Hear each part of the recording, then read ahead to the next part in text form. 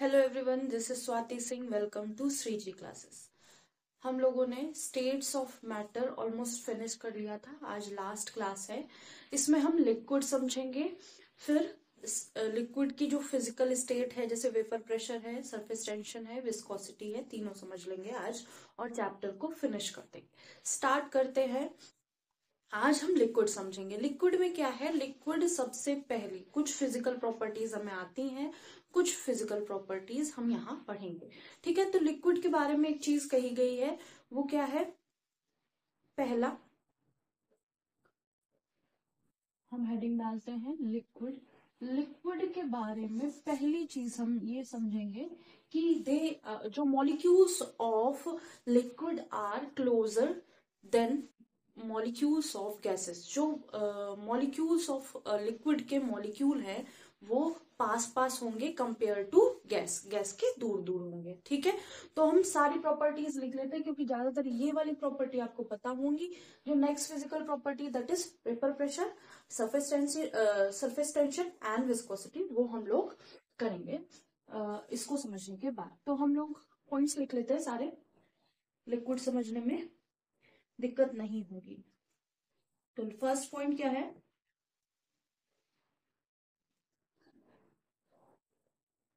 Inter molecular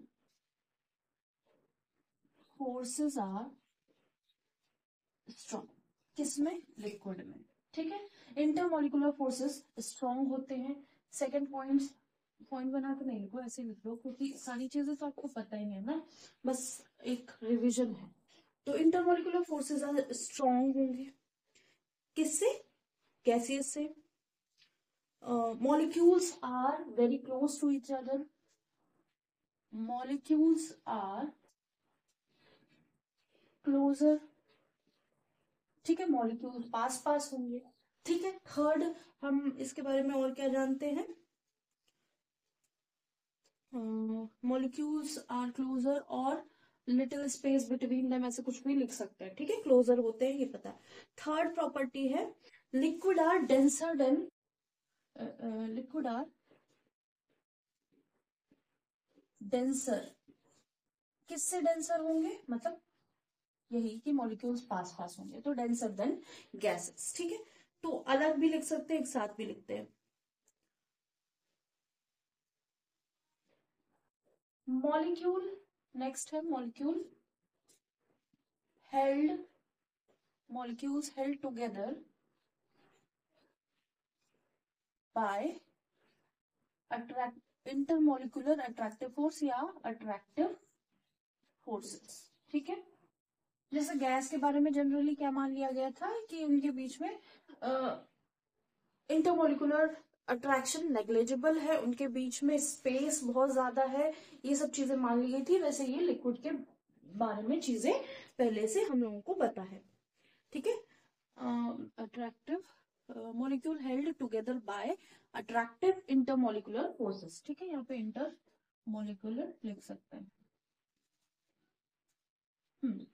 next properties के बारे में जो है, इनके पास डेफिनेट वॉल्यूम होती है, डेफिनेट वॉल्यूम होती है, लेकिन जो शेप होता है वो किसका लेंगे? कंटेनर का। तो बट नो डेफिनेट शेप, जिस कंटेनर में रखे जाएंगे उस कंटेनर के शेप के हो जाएंगे। ठीक है, तो ये बातें हम लोगों ने लिक्विड में समझ ली है। फिर लिक्विड कैन फ्लो, ये भी है। लिक्विड कैन फ्लो, ये नोट कर लीजिए। अब ये सारी फिजिकल प्रॉपर्टी हमें पता है, फिर से एक बार देख लेते हैं। Intermolecular forces are strong. जो लिक्विड के मॉलिक्यूल्स होंगे, इनके बीच में जो इंटरमोलिकुलर फोर्स होगा, जो एक लिक्विड मॉलिक्यूल से दूसरे लिक्विड मॉलिक्यूल के बीच में जो अट्रैक्शन होगा या फोर्स लग रहा हो, वो स्ट्रॉन्ग होगा। ठीक है, मॉलिक्यूल्स पास पास होंगे। ठीक है, लिक्विड पास पास होंगे तो इसको डेंसर बोल सकते हैं। मॉलिक्यूल हेल्ड करते हैं, मतलब एक दूसरे के साथ रहते हैं। स्ट्रॉन्गर अट्रैक्टिव इंटरमोलिकुलर अट्रैक्शन होता है उनके बीच में, मॉलिक्यूल्स के बीच में अट्रैक्शन होता है। लेकिन वहां पे क्या था कि बहुत अच्छा, गैसेस की जब बात कर रहे थे तो बहुत अच्छा अट्रैक्शन देखने को नहीं मिल रहा था। ठीक है, डेफिनेट वॉल्यूम होता है, मॉलिक्यूल्स पास पास रहेंगे, डेंसर रहेंगे तो उनका वॉल्यूम भी डेफिनेट हम बता पाएंगे कंटेनर के वॉल्यूम से कंपेयर करके।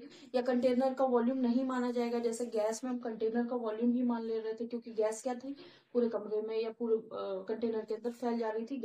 लिक्विड हमारा ऐसा नहीं कर रहा है, बट नो डेफिनेट शेप, इसका कोई शेप नहीं होता क्योंकि ये फ्लो करता है तो इसका शेप नहीं होता। शेप नहीं होता तो जिस कंटेनर में रखा जाता है उस कंटेनर का शेप ले लेता है।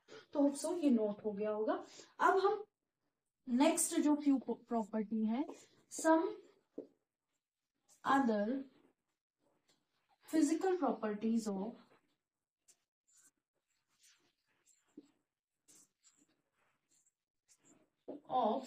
Liquid are. कुछ other physical property of liquid है, वो है पहली जो हम लोगों को आज पढ़नी है, वेपर प्रेशर। ठीक है, ये सारी चीजें इसलिए हैं क्योंकि नेक्स्ट चैप्टर में इसका बहुत अच्छा हम यूज देखने को मिलेगा। ठीक है, बहुत सारी चीजें कनेक्टेड रहती हैं, इसलिए फर्स्ट वाला चैप्टर फर्स्ट पढ़ाया जाता है, फिर सेकंड वाला सेकंड में पढ़ाया जाता है, क्योंकि सेकंड चैप्टर बहुत ज्यादा रिलेटेड होता है फर्स्ट वाले प्रीवियस वाले चैप्टर से। ठीक है, तो vapour pressure, surface tension and third is viscosity. तो ये नहीं मान लीजिए कि ये केमिकल प्रॉपर्टी है, ये सब फिजिकल प्रॉपर्टी ही है लिक्विड की। ठीक है, अब हम वेपर प्रेशर के बारे में बात करेंगे, फिर कुछ पॉइंट लिख लेंगे। तो इसको नोट कर लीजिए, इसमें कुछ नोट करना हो आपको तो।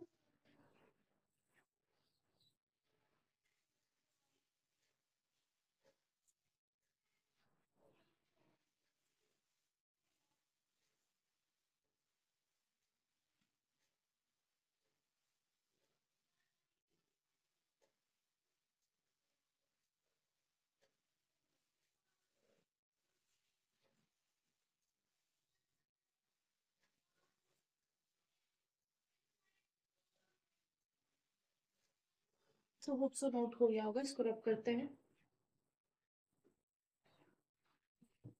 तो वेपर प्रेशर के लिए हम 3 कंडीशन देखेंगे। हो सकता है आज की क्लास में ये टॉपिक फिनिश हो जाए, नहीं होगा तो फिर हम जल्दीबाजी नहीं करेंगे। ठीक है, अपना पूरा टाइम लेंगे। वेपर प्रेशर की बात कर रहे हैं, वेपर प्रेशर में हम 3 कंडीशन देखेंगे कि वेपर प्रेशर एक्चुअल में होता क्या। पहले हमारे पास क्या है, इसमें सारी चीजें हैं जो जो बताई जा रही है। ठीक है, पहले हमारे पास एक क्लोज कंटेनर है। ठीक है, close container, close container. Next हमारे पास क्या है, ओपन कंटेनर है। क्या है, ओपन कंटेनर। और थर्ड हमारे पास पहाड़ों के ऊपर हम अपने कंटेनर के अंदर पानी रख के उसको बॉईल करना चाहते थे, तो छोटा सा कंटेनर नहीं, बड़ा सा कंटेनर। ठीक है, तो ये है हमारे पास पहाड़ों के ऊपर कंटेनर रखा। ठीक है, एट हाई एल्टीट्यूड। तो पहली कंडीशन में हम ये समझेंगे कि हमारे जो कंटेनर है उसके अंदर वाटर या लिक्विड रखा गया। ठीक है, वाटर रखा गया। अब ये इस कंटेनर के अंदर वाटर रखा गया, तो जितना ये खाली स्पेस है, जितना ये खाली स्पेस है, ये इसी लिक्विड के, इसी वाटर के जो मॉलिक्यूल्स हैं वो वेपर के फॉर्म में इसको पूरा कवर कर लें। ठीक है, जो लिक्विड है हमारा वो जितना भी खाली स्पेस होगा उसी के पार्टिकल्स गैस या वेपर के फॉर्म में इस पूरे कंटेनर को ऑक्युपाई कर लेंगे। ठीक है, तो लिक्विड जो जब हम किसी भी पार्शियली फिल्ड कंटेनर में पार्शियल लिक्विड रखेंगे, कंटेनर में लिक्विड रखेंगे जो कंटेनर को हमने पार्शियली फिल्ड रखा है। ठीक है, आधा भरा हुआ है, आधा खाली है। जो remaining volume of the container होगा वो फिल है वेपर ऑफ द लिक्विड से। ठीक है, वेपर ऑफ द लिक्विड से भरा हुआ है। शुरुआत में क्या होगा, लिक्विड वेपराइज करेगा। ये लिक्विड क्या करेगा, वेपराइज करेगा, वेपराइज करेगा, वेपराइज करेगा। तो इसकी जो पहले तो क्या था, हमने पार्शियली फिल किया, पार्शियली फिल किया तो हमारा जो लिक्विड है ना वो शुरुआत में वेपराइज करना शुरू कर दिया। जब वेपराइज करना शुरू किया तो सारे जो खाली जगह थी वो वेपर्स ऑफ लिक्विड से भर गई। ठीक है, लिक्विड इनिशियली लिक्विड जो है इवेपोरेट करेगा। फिर pressure exerted by this vapour on walls of container. Pressure जो है वो ये वेपर से, ये जो वेपर बने हैं लिक्विड से हमारे वॉल्स ऑफ कंटेनर को प्रेशर देने लगे। तो जो प्रेशर ये दे रही होंगी ऑन वॉल्स ऑफ कंटेनर उसी को वेपर प्रेशर कहेंगे। अगर हम कुछ टेम्परेचर देते हैं जिसकी वजह से हमारे वेपर्स तेजी से बनने लगते हैं, तेजी से वेपर बनेंगे, या कुछ टेम्परेचर या एनवायरमेंट कंडीशन बनी, तो ये जो प्रेशर था वो बढ़ जाएगा, इंक्रीज इन एक्सर्टेड प्रेशर। ठीक है, ये वाला प्रेशर बढ़ जाएगा on increasing the evaporation. Evaporation जैसे जैसे हमारा बढ़ेगा हमारा एक्सर्टेड प्रेशर भी या वेपर प्रेशर भी बढ़ जाएगा। ठीक है, और कुछ इनिशियली तो क्या होगा, हमारे वेपर्स बन रहे हैं, वेपर्स बन रहे हैं और ये गैसेस क्या कर रही हैं, एक्सर्ट कर रही हैं फोर्स, और यही जो गैस जो बन रही है इसी को वेपर प्रेशर कर देंगे, ये जो वॉल्स पे प्रेशर दे रही है। ठीक है, कुछ टाइम के बाद क्या होगा, ये प्रेशर जो है या फिर लिक्विड से वेपर बनने का जो प्रोसेस है वो कांस्टेंट हो जाएगा। अब क्या होगा, लिक्विड से वेपर बन रहा है और वेपर से लिक्विड बन रहा है। ठीक है, ये कंडीशन हो जाएगी, मतलब वेपर्स भी बन रहे हैं और जब बहुत ज्यादा वेपर्स हो जा रहे हैं तो वो फिर से लिक्विड के फॉर्म में आना शुरू हो जा रहे हैं। ठीक है, पहले क्या हो रहा है, increase in formation of vapours, फिर कुछ टाइम बाद कांस्टेंट हो जाता है। तो यहाँ पे इक्विलिब्रियम स्टेब्लिश हो जाएगा लिक्विड और वेपर्स के बीच में। जब इक्विलिब्रियम स्टेब्लिश हो जाएगा तो पहली कंडीशन क्या होगी, वेपर फॉर्म। सेकंड क्या होगा, इवेपोरेशन। पहले ये लिखते हैं, इवेपोरेशन इंक्रीजेस। दूसरा क्या होगा, vapour pressure increases. Third condition होगा, थर्ड कंडीशन कांस्टेंट हो जाए, मतलब कुछ टाइम बाद after some time equilibrium will be established. ठीक है, इक्विलिब्रियम स्टेब्लिश्ड, इक्विलिब्रियम की शॉर्ट में लिखा है इक्विलिब्रियम। ठीक है, इक्विलिब्रियम स्टेब्लिश हो जाएगा। फोर्थ कंडीशन क्या होगी, जब इक्विलिब्रियम स्टेब्लिश हो गया तो फोर्थ कंडीशन हमारे पास क्या बनेगी,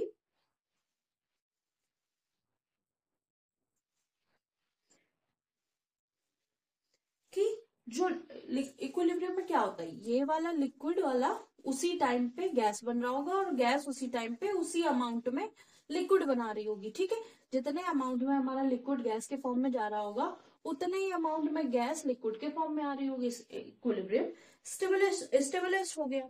ठीक है, बिटवीन लिक्विड एंड वेपर।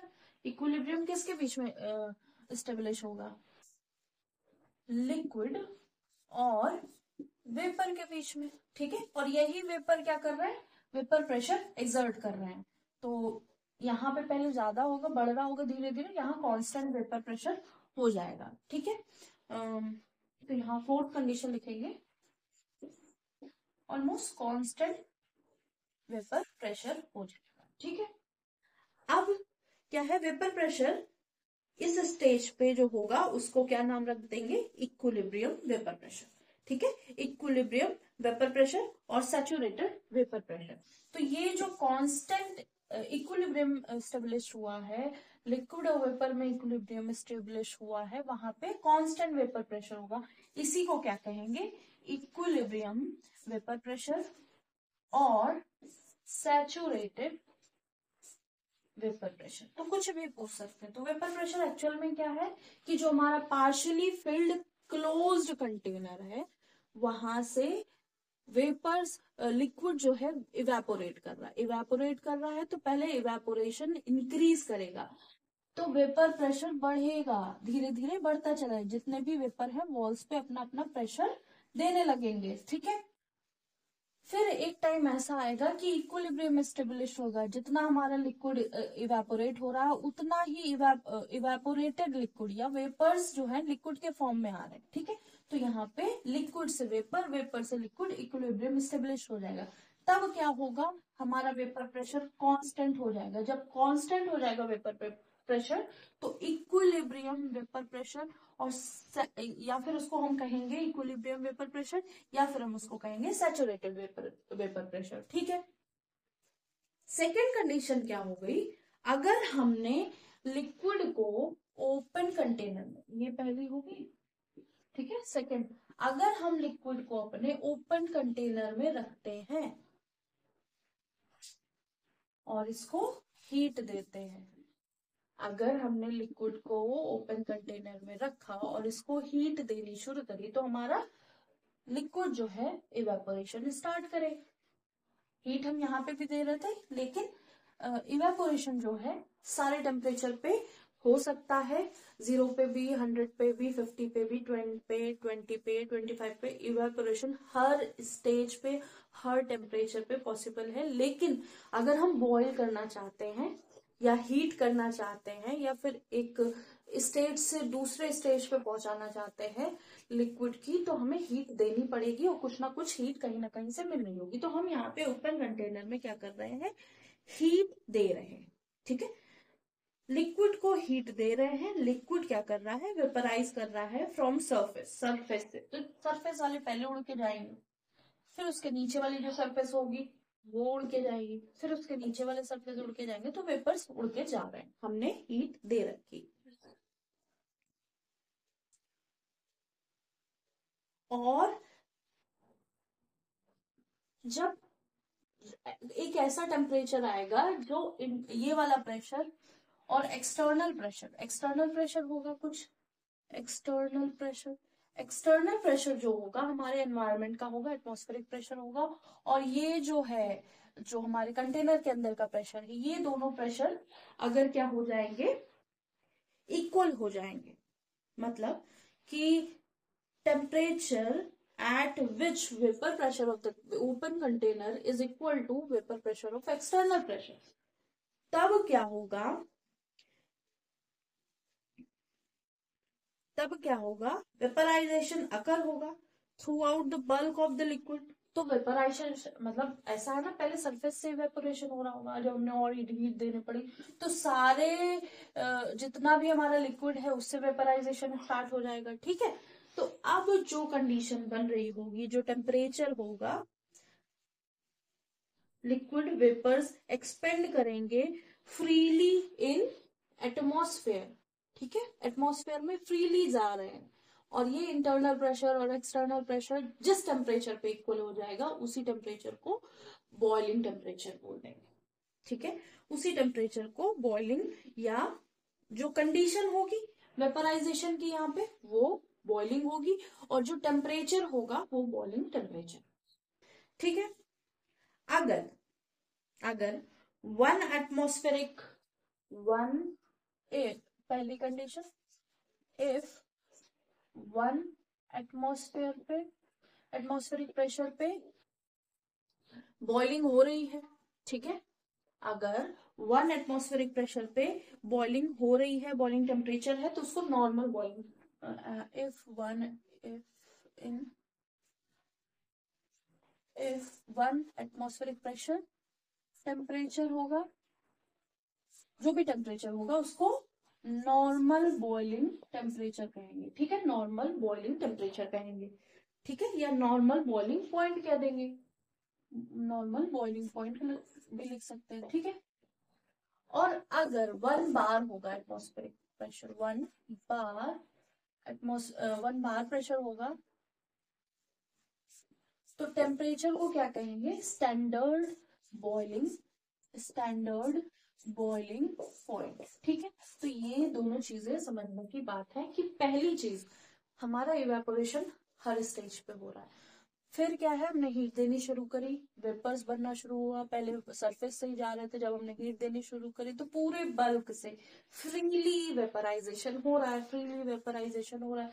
जब एक्सटर्नल प्रेशर इंटरनल प्रेशर के बराबर हो जाएगा तो इस कंडीशन पे जो कंडीशन होगी या ये जो सिचुएशन होगी उसको क्या कह देंगे, बॉइलिंग कह देंगे। ठीक है, जब एक्सटर्नल प्रेशर इंटरनल प्रेशर के बराबर होगा, जो टेम्परेचर होगा उसको बॉइलिंग टेम्परेचर बोल देंगे। अगर एटमॉस्फेरिक प्रेशर 1 है, 1 atm है प्रेशर, तो टेम्परेचर जो होगा वो नॉर्मल बॉइलिंग पॉइंट होगा। अगर हमारा एटमॉस्फेरिक प्रेशर 1 बार है तो जो टेम्परेचर होगा वो स्टैंडर्ड बॉइलिंग पॉइंट होगा। ठीक है, इतनी बात समझ में आ गई होगी। तो आई थिंक अब इसमें कुछ लिखने लायक रह नहीं गया होगा। तो वाटर का तो पता ही है सबको कि वाटर का नॉर्मल बॉइलिंग पॉइंट कितना है, 100 डिग्री सेल्सियस या 373.15 केल्विन।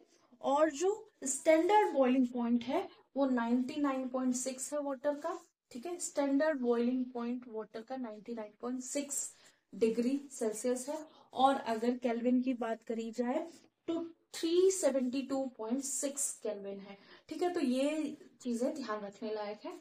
ये दूसरा भी हमारा पॉइंट वेपर प्रेशर से हो गया फिनिश। तो वेपर प्रेशर एक्चुअल में था क्या, वेपर जो लिक्विड से वेपर बन रहे हैं वो वेपर जब ये कंटेनर को प्रेशर दे रहे हैं तो वही था वेपर प्रेशर। ठीक है, अब बाकी और चीजें इनके अंदर आने लगी, जैसे बॉइलिंग पॉइंट, इक्विलिब्रियम स्टेब्लिश हुआ, तो ये सब चीजें वेपर के बनने के साथ हो रही है। फिर हमने अगर क्लोज की जगह ओपन कंटेनर ले लिया तब क्या कंडीशन बनेगी, तब तो वेपर प्रेशर होगा नहीं। तब क्या, वेपर का प्रेशर कंटेनर के अंदर नहीं लग रहा होगा, तब होगा एनवायरमेंट के साथ हम इंटरेक्ट करे होंगे। मतलब कहने का जो हमारा सिस्टम है वो जिसपे हम एक्सपेरिमेंट कर रहे हैं, एक्सपेरिमेंट क्या होगा उस सिस्टम के अंदर हो रहा होगा। ठीक है, बाकी सारी चीजें एनवायरमेंट होंगी। और अगर हम वो सिस्टम के अंदर हमने जो भी कार्य किया है उस सिस्टम को हमने ओपन कर दिया तो जो हमारा जो सिस्टम है वो सिस्टम तो होगा ही, साथ में हम सराउंडिंग या एनवायरनमेंट को भी इंक्लूड कर रहे हैं अपने एक्सपेरिमेंट में, तो हमने यही कर दिया। तो यहाँ पे चीजें बदल गई, हमें बॉइलिंग पॉइंट मिलने लगा, बॉइलिंग टेम्परेचर मिलने लगा। अगर हम यही चीज हाई एल्टीट्यूड पे करते हैं, जो हमारा थर्ड पॉइंट है, ये बहुत बार पढ़ा होगा, जनरल केमिस्ट्री या जनरल फिजिक्स जिन लोगों ने पढ़ी होगी उनके लिए ये है, उनके सिलेबस में भी है। हाँ, तो हाई एल्टीट्यूड पे क्या होगा, हाई एल्टीट्यूड में ये होगा कि हमारा एटमॉस्फेरिक प्रेशर कम हो जाएगा, एटमॉस्फेरिक प्रेशर कम हो जाएगा।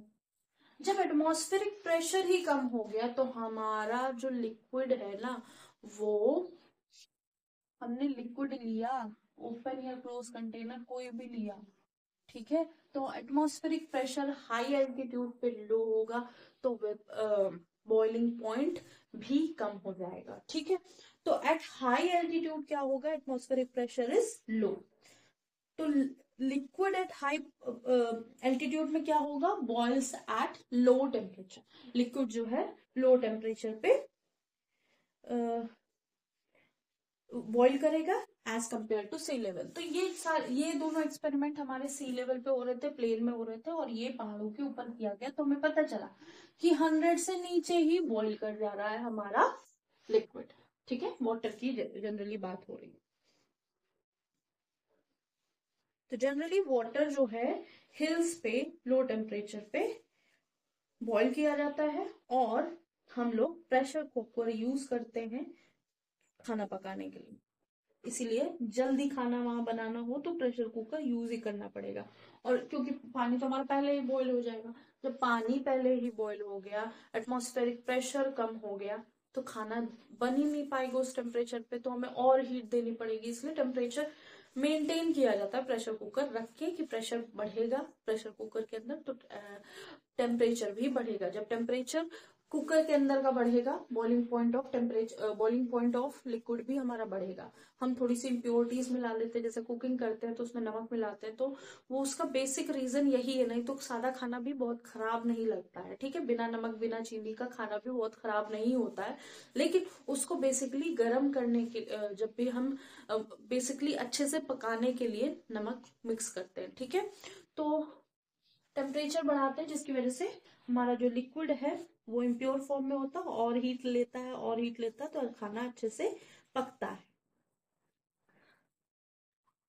जब डेंसिटी ऑफ लिक्विड और वेपर्स सेम हो जाएगी, जब डेंसिटी ऑफ लिक्विड और डेंसिटी ऑफ वेपर सेम हो जाएगी, तो उस पॉइंट को क्रिटिकल टेम्परेचर बोलेंगे, ठीक है। क्रिटिकल टेम्परेचर हम लोग लास्ट टर्न पे भी बहुत अच्छे से समझे थे, यहाँ पे भी समझेंगे। पहले हम लोगों ने समझा था ऐसे टेम्परेचर पे जहां जिस टेम्परेचर के नीचे हमारी गैसेस क्या बन रही हैं, एट लोअर टेम्परेचर पे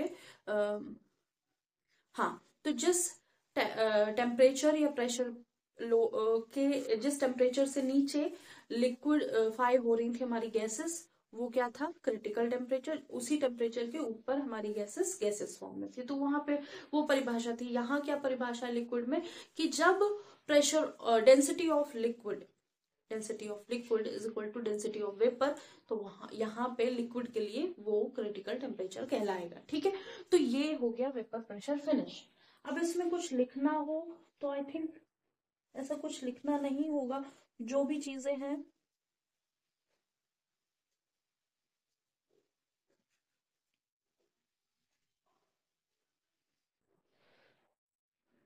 जितना हम टेम्परेचर देते जाएंगे वेपर्स बनते जाएंगे, और ऐसी कंडीशन आएगी कि वेपर्स जो है, जितना डेंसिटी ऑफ लिक्विड होगी उतनी डेंसिटी ऑफ वेपर्स होगी, तो इक्विलिब्रियम स्टेट हो जाएगी। इक्विलिब्रियम ऑफ स्टेट में density of liquid is equal to density of vapour, तो दोनों क्या हो जाएगी, जो वो पॉइंट होगा उस टेम्परेचर पे क्या होगा, क्रिटिकल टेम्परेचर नाम दे दिया जाएगा। तो ये फिनिश हो गया हमारा लिक्विड का वेपर प्रेशर, जो फिजिकल प्रॉपर्टी है एक। तो वो इतनी चीजें समझ में आ गई होंगी।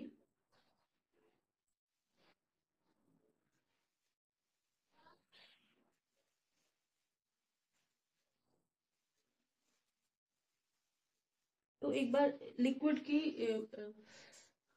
क्रिटिकल टेम्परेचर की डेफिनेशन लिख लेते हैं, इसको रब कर लेते हैं। इसमें कुछ भी ऐसा लगेगा आपको, कुछ भी ऐसा लगे कि लिखना है, बहुत ज्यादा इंपॉर्टेंट है, तो आप प्लीज कमेंट कीजिएगा, मैं इसके नोट्स भी बनवा दूंगी। लेकिन अभी मुझे नहीं लगता, आपको केवल एक बार अपनी बुक की रीडिंग करनी होगी, बाकी चीजें समझ में आ गई होंगी। जो लोग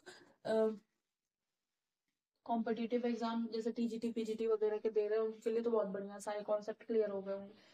अगर इसमें कुछ लिखना है तो प्लीज कमेंट कर दीजिएगा, इसके नोट्स भी प्रोवाइड करा देंगे, नेक्स्ट थर्ड पे लिख भी देंगे पूरा। क्योंकि अभी क्या है, सरफेस टेंशन भी है और विस्कोसिटी भी है, तो दोनों चीजें भी करनी है, तो हो सकता है इस क्लास में हो भी ना पाए, वो एक क्लास और लेनी पड़ेगी। इसको रफ करते हैं, क्रिटिकल टेम्परेचर लिखते हैं। और एक बात और, बॉइलिंग हो ही नहीं रही होगी क्लोज कंटेनर के अंदर, क्लोज कंटेनर के अंदर केवल वेपर प्रेशर बन रहा होगा, ठीक है। Boiling is only possible in open container, close container के अंदर बॉइलिंग नहीं हो रही होगी, तो ये पॉइंट लिख लेते हैं।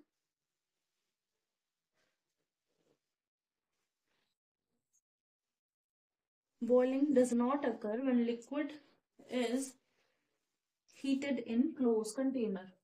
Boiling does not occur when liquid is heated in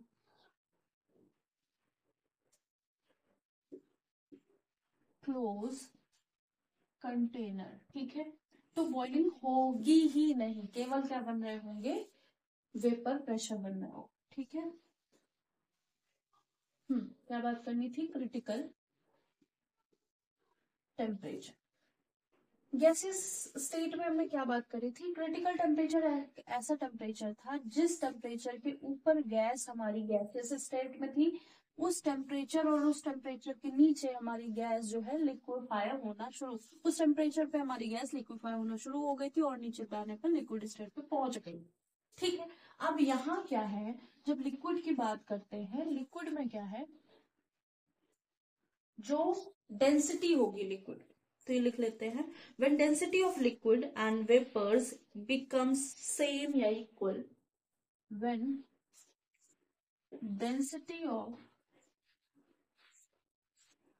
liquid and density of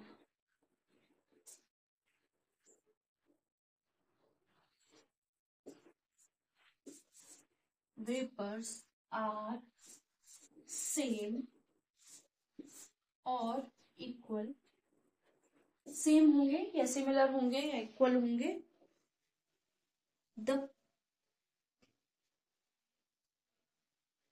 the clear boundary between liquid and vapors disappear, the clear boundary between liquid and vapor disappear। अब कहने का मतलब ये है कि हमें पता नहीं चल रहा होगा कि हमारे कंटेनर के अंदर कहाँ से पानी शुरू हो रहा है और कहाँ से वेपर बनना शुरू हो रहा है।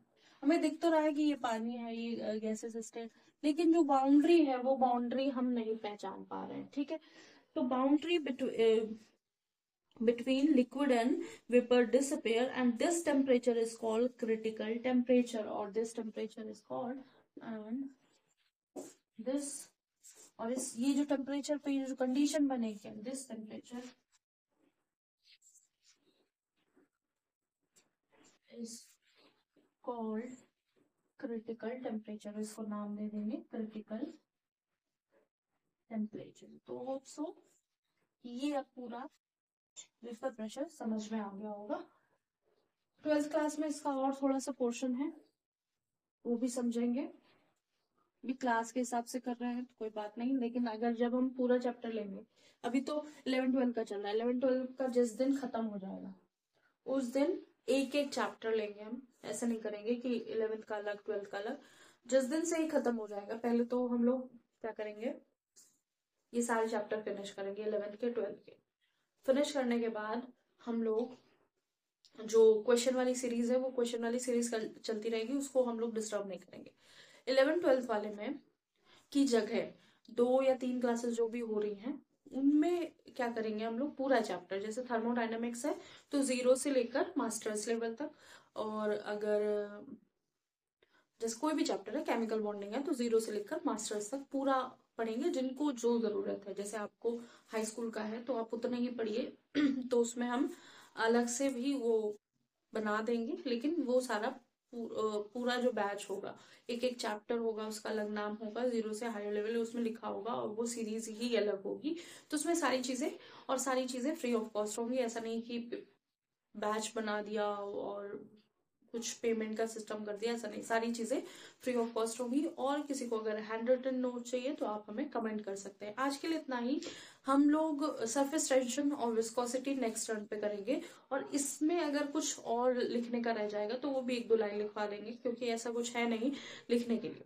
सरफेस टेंशन थोड़ी सी कॉन्सेप्ट समझनी है, और विस्कोसिटी में भी थोड़ा, तो 20-20 मिनट उसमें भी लेंगे। उसको ऐसा नहीं कि खत्म करके खत्म, बिल्कुल ऐसे जल्दी जल्दी खत्म कर दिया कि बिल डेफिनेशन लिखवा के।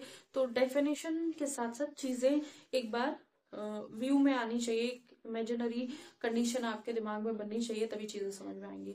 तो होप सो आज की क्लास समझ में आई होगी। अगर कुछ नहीं समझ में आया तो आप प्लीज कमेंट करिएगा। आज के लिए इतना ही। लाइक कीजिएगा, सब्सक्राइब कीजिएगा, शेयर कीजिएगा और बताइएगा क्लासेस कैसी लग रही हैं। आज के लिए इतना ही। Thank you.